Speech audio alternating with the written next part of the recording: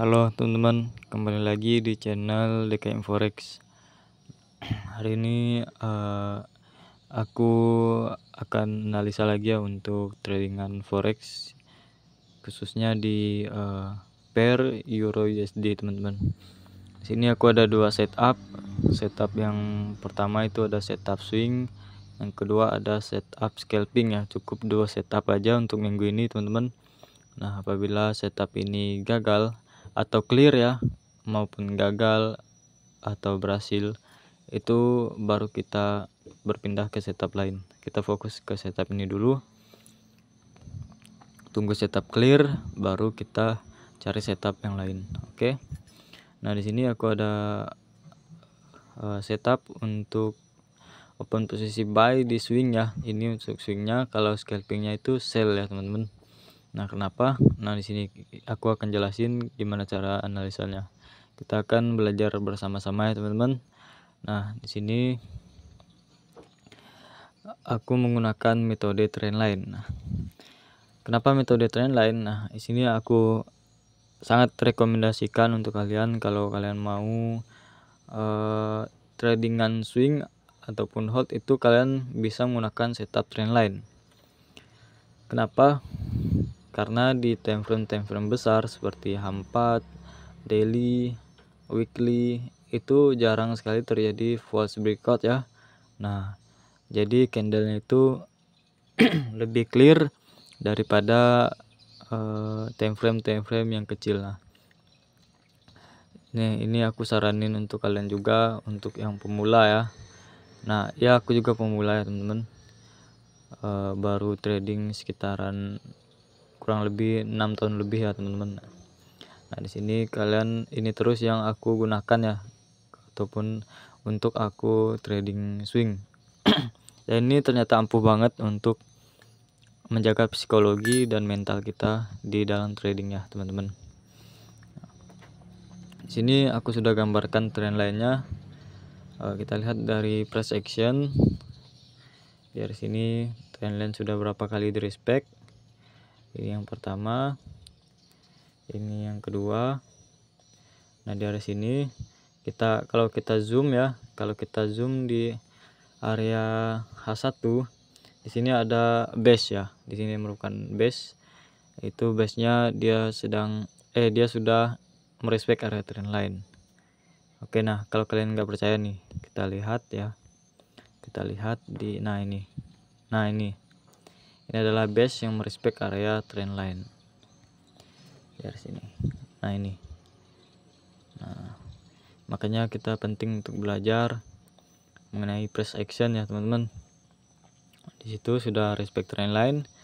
Di sini juga respect trendline. Di sini juga respect trendline. Dan di sini respect trendline. Nah, kita bisa kombinasikan dengan Fibonacci retracement. Oke, dari sini. Nah, kita bisa kombinasikan dengan Fibonacci di area mana? Di area yang terakhir kali dia break dari swing high ya teman-teman. Nah, ini kan kalau yang ini dia belum break dari area sini, jadi kita belum bisa menggunakan Fibonacci retracement. Nah, di area sini dia sudah break dari sini. Nah, ini valid. Ini valid struktur marketnya ya teman-teman, valid. Kalau yang ini cuman pullback. Kenapa? Nah, kita sambil belajar ya. Nah, kenapa ini valid? Karena sebentar, seperti ini. Nah, dari awal dia naik. Nah, di sini kan pullback. Ini pullback kan. Nah, ini semua pullback. Nah, setelah itu pullbacknya diambil atau di break ke bawah ya. Nah, pullback. Nah, pullbacknya dia break. Nah, lalu dia break kembali ke atas. Nah, ini namanya struktur yang valid. Kalau di SMC itu namanya BOS ya, break of struktur ya teman-teman. Oke. Nah, ini valid. Nah, ini enggak valid. Ini cuman pullback ya, pullback. Nah, kita lihat nggak ada pullback yang di break ke bawah kan. Nah, ini kan cuman pullback gini doang nih kan. Nah, pullback gini doang.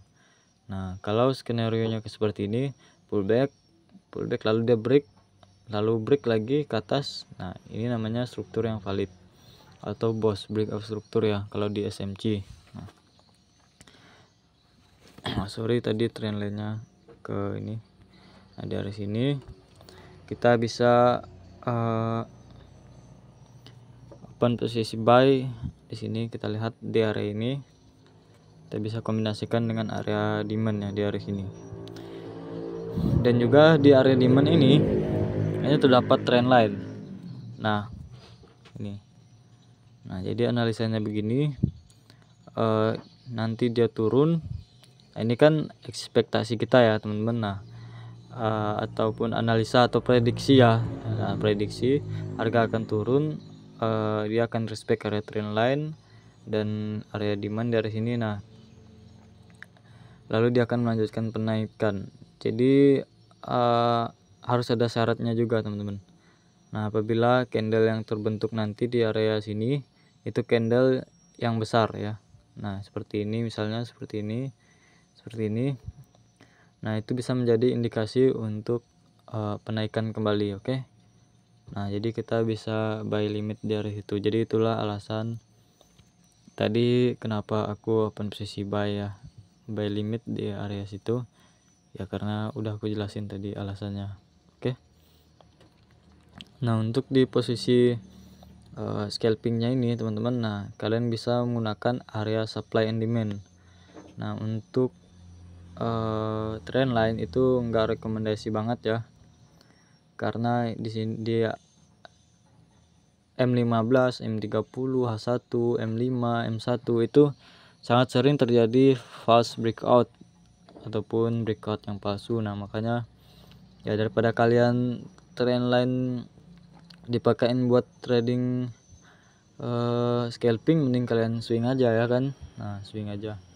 Nah, di scalping ini kalian bisa menggunakan zona supply and demand, contohnya seperti ini ya. Nah, contoh seperti ini kita cari reaksi harga aja di area demand ataupun supply, oke. Nah, misalnya di area sini tadi dia berada di area supply. Nah, otomatis kan berarti ada reaksi apabila harga itu menyentuh area supply, apalagi supply yang ini tuh fresh ya, fresh dan juga terbentuk imbalance di area sini, oke.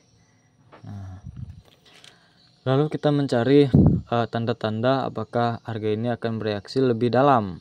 Kita cari tanda-tandanya di M5. Nah, seperti ini. 5. Kita cari apa di sini? Cari struktur market. Nah, seperti yang aku jelaskan tadi, kita lihat struktur marketnya. Nah, misal di area sini, nah ini pullback. Ini pullback. Nah, pullbacknya diambil. Nah, di break kan di area sini, di break. Lalu di break lagi. Ini namanya boss alias break of struktur. Oke. Ini namanya break of struktur. Nah, lalu area ini nah ini di break lagi, jadi ini namanya chok. Nah, chok itu adalah change of character ya, teman-teman. Nah, jadi kita bisa menunggu investment terbentuk ataupun kita instant sell, itu enggak apa-apa ya, teman-teman. Nah, tapi lebih amannya kalian menunggu terbentuknya investment lagi, baru kalian bisa open posisi sell ya. Nah, tapi di sini saya langsung instant buy karena saya nggak sempat lihat market terus, jadi saya banyak kerjaan juga. Nah, di sini adalah area chok. Nah, jadi arah market sekarang sudah berubah menjadi sell ya, teman-teman. Nah, saya akan open posisi sell sampai di area swing low yang ini, oke. Nah, begitu aja teman-teman untuk analisa ataupun prediksi ataupun apalah gitu ya di Euro USD. Nah, kenapa enggak di XAUSD Bang? Karena saya menyesuaikan nama channel kita aja. Nah, sini kan DKM Forex. Nah, jadi kita fokusnya di mata uang forex saja ya, teman-teman. Nah, oke teman-teman, begitu aja. Semoga bermanfaat. Terima kasih.